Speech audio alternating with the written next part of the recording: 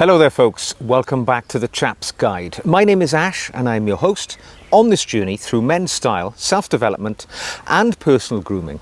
And today I'm going to answer a question from a viewer which is going to lead us into a conversation on how we can bridge the sartorial gap in our lives, particularly if, like me, you want to be an intentionally well-dressed man, but you find that society around you is conspiring to keep you casually attired.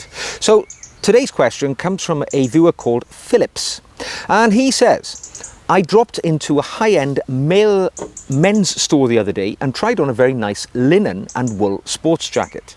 It fitted me perfectly and was even on sale at a discounted price. However, I said to the salesman, I already have several nice sports jackets and they just don't get worn very much.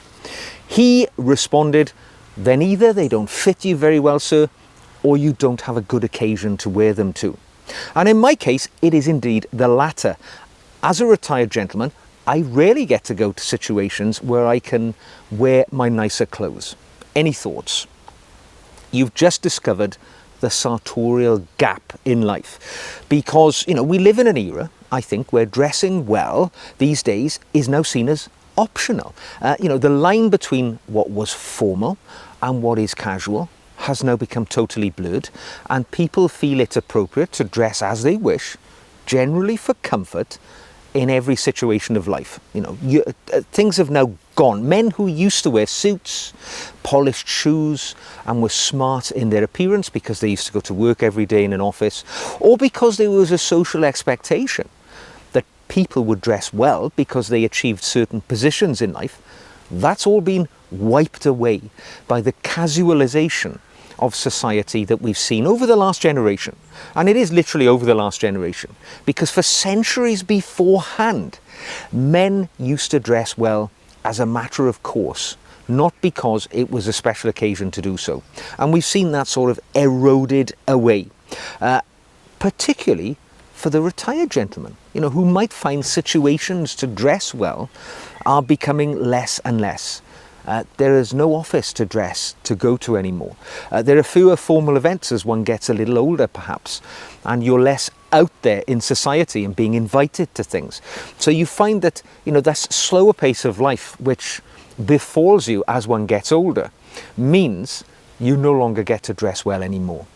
And yet your desire to dress well is as strong as ever. You understand that being dignified in your appearance and looking well put together has certain positive consequences in your life.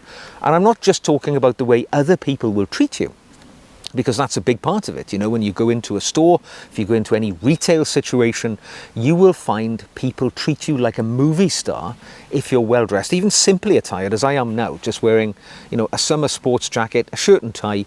It's so irregularly seen in society today. People will bend over backwards for you. And that happens.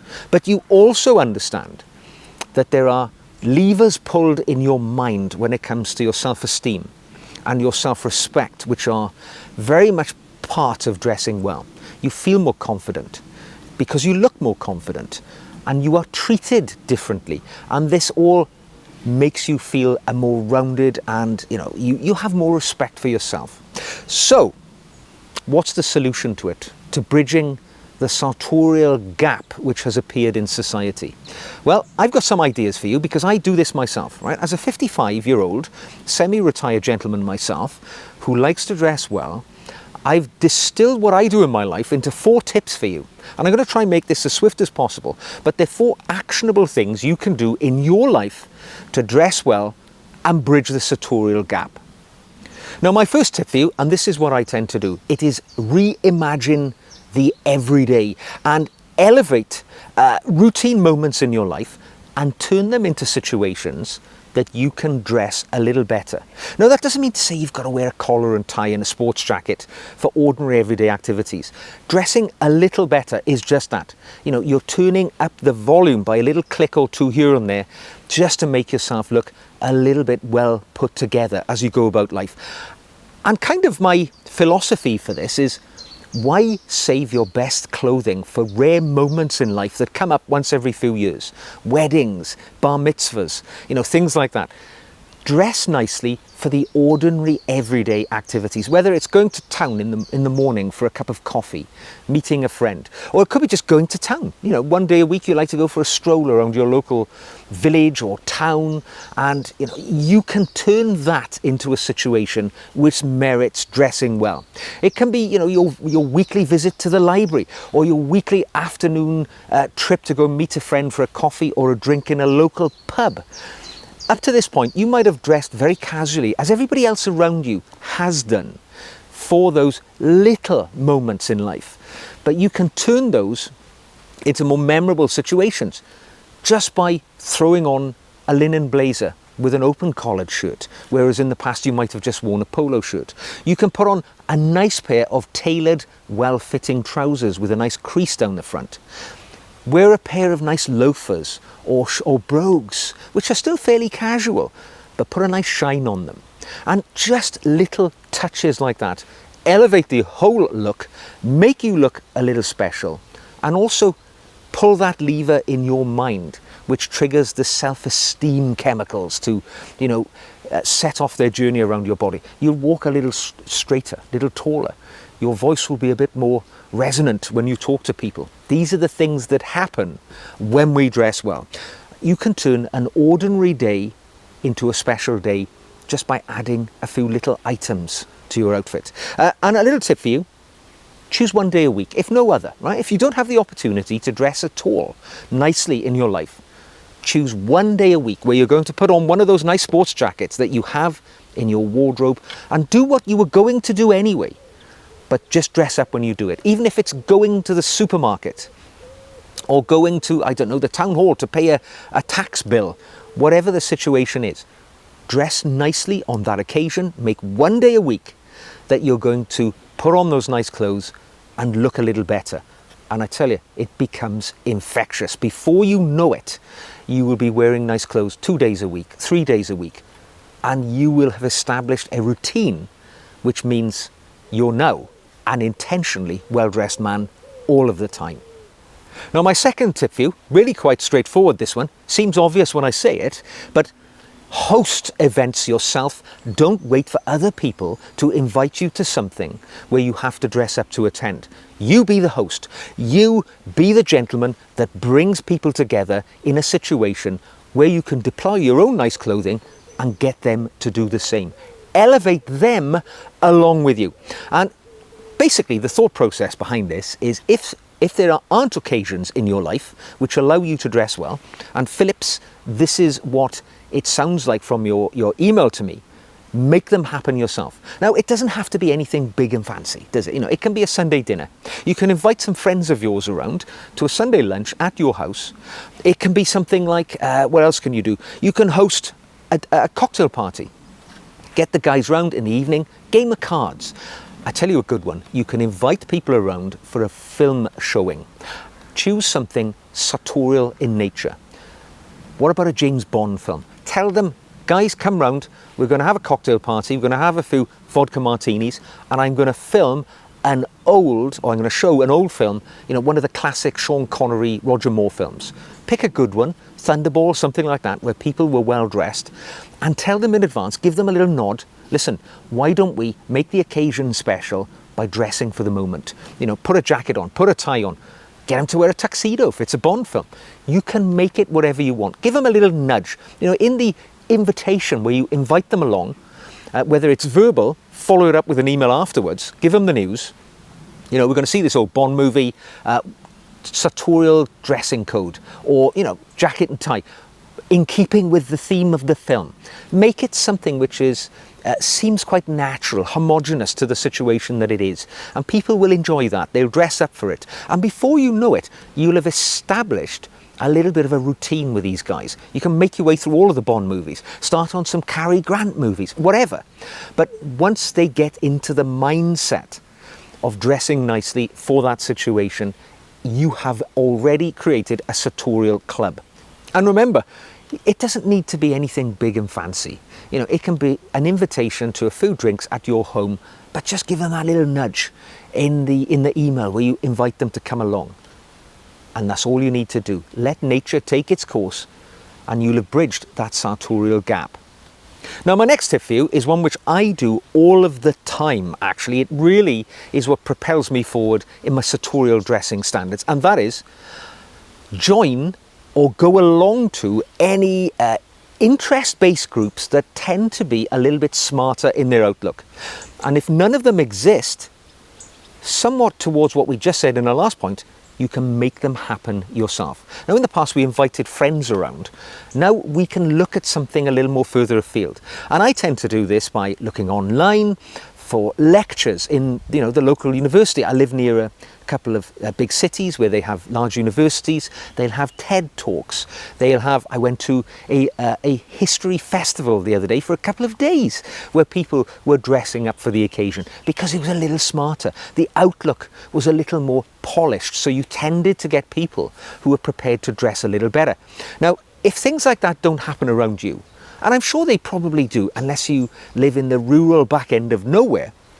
And if you do, by the way, go along to your local library, go to the town hall, have a look at the notice boards. You'll be amazed at the things that are happening. Museum tours, lectures, things like that. You know, you can find them happening, join onto them, see what's happening. Like I said, local history groups, Rotary clubs.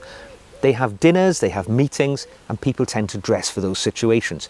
Tag onto them. Go and have a look.